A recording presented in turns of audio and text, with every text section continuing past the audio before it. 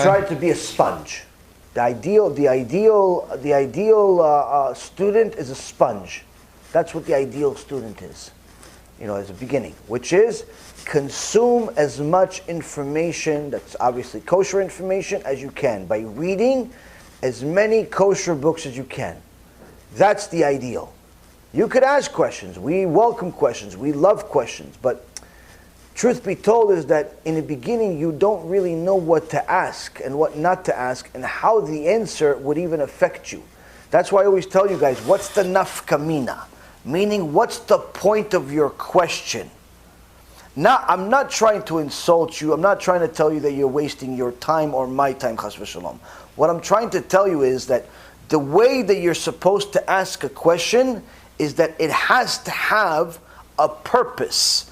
Meaning, if I'm going to ask you a question, that means that your answer, whatever it may be, will affect my life. I'm not just digging for information because it's mentally stimulating. I'm not just digging for information because I just want to know what Moses' mother's name was.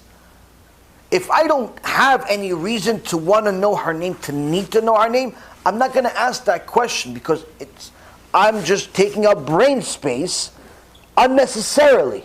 I'm taking up time in the world unnecessarily, which means you need to ask questions that will affect your life. So, the way you got to look at question is this. Okay, I have 500 questions in my head. 490 of them will not affect my life. They're interesting. They're mentally stimulating, perhaps. But they won't affect my life. And the sages teach us time and time again, such as the Gaon Vilna and others, that if your learning does not affect your life and improve your character traits, it's not Torah. It's not good.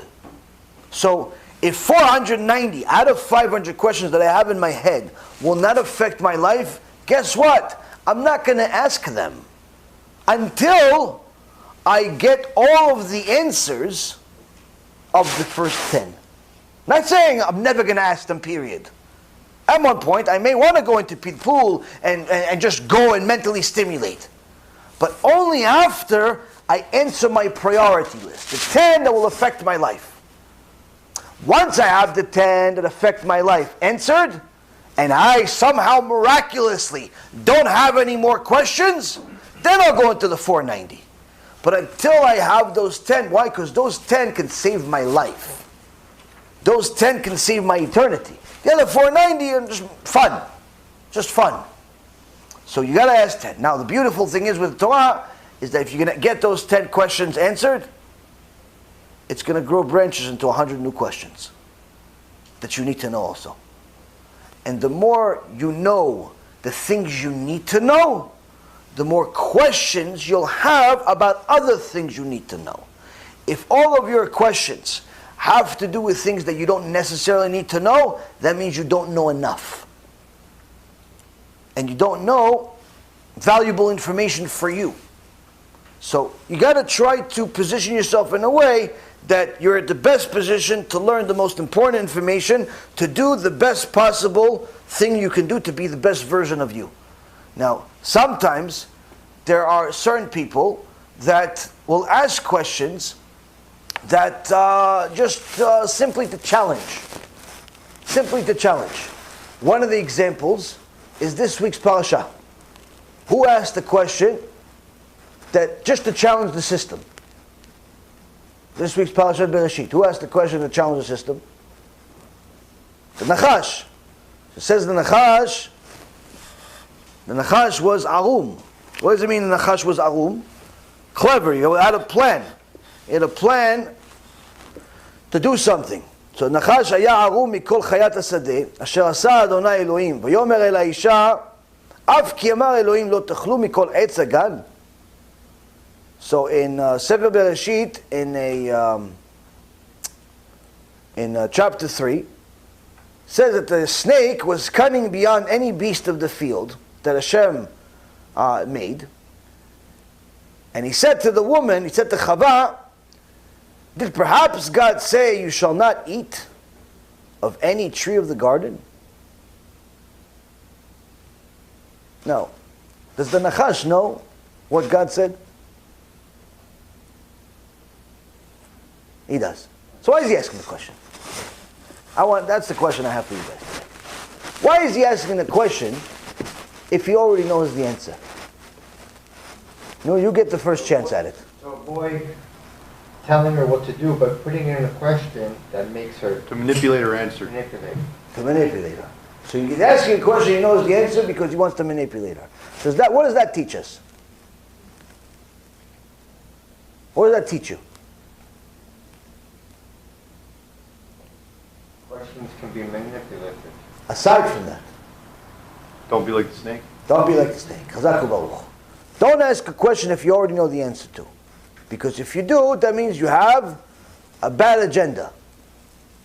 But you also know that people are flawed, which makes you evil, because you're taking advantage of them. Hence the reason why he got cursed permanently, because what he did was evil. It wasn't just bad, it wasn't just wrong, it was evil. Because he knew she will likely mess up with the answer. And she did. What did she do?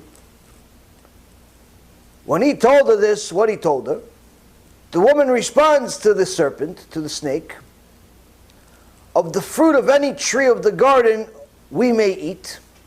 Of the fruit of the tree which is in the center of the garden, he said, you shall neither eat nor touch it, lest you die. For all intents and purposes, what she answered was correct, except it was 100% wrong. It was 90%, 99% correct and 100% wrong. Why? Because he asked her a question that he already knew. Didn't God tell you not to eat from the garden? Did he really tell you that? Not to eat from the garden? And as if he doesn't know. And she says to him, no, he said don't eat from this specific tree, but don't touch it. Meaning, she added a little bit of her own opinion. She assumed, if he said don't eat, he probably meant also don't touch it too. That was one extra rule. That was one extra rule that was not from the Torah. That was not from HaShem. That was her own mess up, because she added her own opinion when it wasn't welcomed. And that gave his evil an opening to do whatever he wanted and convince her that this is all a conspiracy, you should eat, you'll see, everything's going to be okay. And unfortunately she fell, and long story short, here we are today. So you see, Rabotai Karim, is that sometimes there are certain people that they look to sin, they look to manipulate, they look to cheat, they look to lie, they look to do evil, and their place is in Gehenom, even if they mean well according to themselves. Why? Evil is not welcome by Hashem. So sometimes there are certain people that ask questions without a purpose. Sometimes the purpose is evil even if it looks like a righteous thing. Why? Because they know the answer, but they don't like it. They want a different answer. And they know that they can get that different answer by manipulating the system a little bit. By asking the question a certain way that maybe you're not going to catch on and you're going to mess up. So I can't, hey, listen, the rabbi told me I'm allowed. He told me I'm allowed. Yeah, he didn't tell you you're allowed to kill people, you Rasha Merusha. No, I told him, can I go to the bar? He said I can go. Yeah, but he didn't know there's going to be bar fights and murders and things like that. He didn't say allowed for that. Hey, I said I'm going to the bar. You should have known. I should have known. Yeah, okay, buddy. You should, okay, buddy. This is some people. Some people are looking to sin. Some people are looking to sin, and they're looking to use the Torah for that. And the Ramban, Nachmanides, calls it Naval Birshut Torah. Despicable in the name of the Torah. People that use the Torah in order to manipulate the Torah and everyone around it and arrive at what they desire to do without the Torah. And unfortunately today there are many people that do it on a regular basis, some public, some private. This is why the most critical teachings that a person can learn today is what Hashem said from the beginning. Reshit Chokhmah Yirat Hashem. The beginning of wisdom is fear of Hashem. B'Shem Hashem Na'aseh v'Natzliach, we're very excited to offer you the new Bezrat Hashem app 3.0. It's a newer, faster app full of Torah, lots of Kedusha by the Shiurim that we do, myself, Rabbi Ephraim, Rav Chaim, where you'll have also newer features where you're able to use the app while you're using other applications on your phone. You'll be able to share the lectures directly from the app. You'll be able to donate online and support our Kiruv and our Torah work that we're doing. And the most exciting feature is that you'll be able to actually ask questions directly on the app and get answers from the rabbis directly from the app. This is something unprecedented, and Baruch Hashem will be able to offer it. Thank you again for all of your support. Check it out. Make sure you have the kosher Torah that will re-energize your neshama each and every single day. Call to B'chava Tzlacha.